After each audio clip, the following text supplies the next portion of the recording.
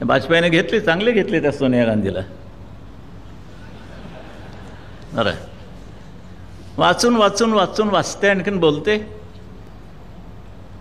काल परवाकडची बाई परदेशीनं आली, वाजपेयींना धडा शिकवते. वाजपेयींनी सरळ सांगितलं 1960 सालापासून मी या सदनाचा सदस्य आहे आणि या सोनिया गांधीकडनं मला धडे शिकण्याची गरज नाही आणि त्यांनी मला धडा शिकवू नये.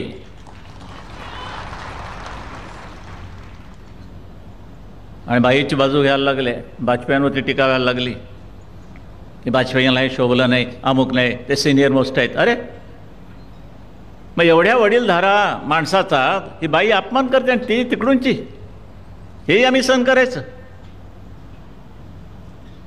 हा स्वाभिमान तुमचा जोपर्यंत जिवंत राहील तोपर्यंतच या देशाला काही चांगले दिवस येण्याची शक्यता आहे, नाही तर नाही. रसातळाला चाललंय, बिघडलाय सगळा मामला.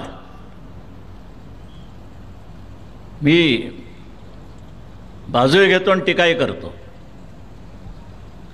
तो चावला होता, त्याने मला एक प्रश्न विचारला, आप तो हिंदुत्व के अभिमानी है? मतलब बिल्कुल, क्योंकि मैं एक बहुत कड़वा हिंदू, मतलब कड़वट हिंदू है, हलकट हिंदू है. आपको क्या चाहिए? हिंदू राष्ट्र चाहिए. म्हटलं राष्ट्र चाहिए? कोणाची परवानगी घ्यायची? हे हिंदूच राष्ट्र आहेत. हिंदुस्थानात हिंदू राष्ट्र नसेल तर काय पाकिस्तानात? हे हिंदू राष्ट्र आहे, कोणाची परवानगी घेण्याची गरज नाही आणि कोणीही त्याचे भानगडीत पडू नये आमच्या. ही जी एकंदर तुम्हाला भाषा त्यांच्याशी बोलायला लागते तरच ते गप्प बसतील, नाही तर सगळेजण आधी हिंदू खास करून हलकटपणानं प्रश्न विचारत असतात. हलकटपणानं पुष्कळाला असं वाटतं की यांच्या रक्तात काय भेसळ झाली आहे की काय,